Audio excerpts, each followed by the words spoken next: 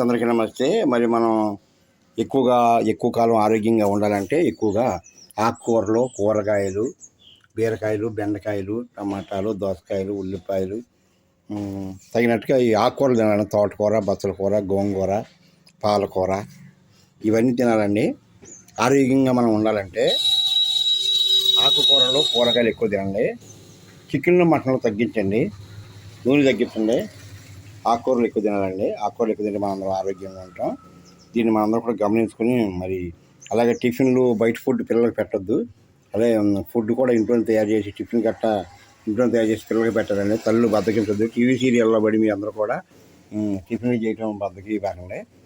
ఆకుకూరలు, కూరగాయలు తింటే అలాగే రక్తం పెరగాలంటే మన కరివేపాకు, మునగాకు కూడా ఎక్కువ వాడాలి. మన బ్లడ్ సర్క్యులేషన్ బాగా పెరుగుతుంది. పొద్దున్నే చెప్పులు లేకుండా కాసేపు నడవండి. ఇవన్నీ చేస్తే డాక్టర్ గారి దగ్గరికి వెళ్ళే పని ఉండదండి. దయచేసి అందరూ కూడా మీరు అందరూ అర్థం చేసుకొని నడుచుకోవాలండి. అందరూ బాగుంటేనే మన ఆరోగ్యం.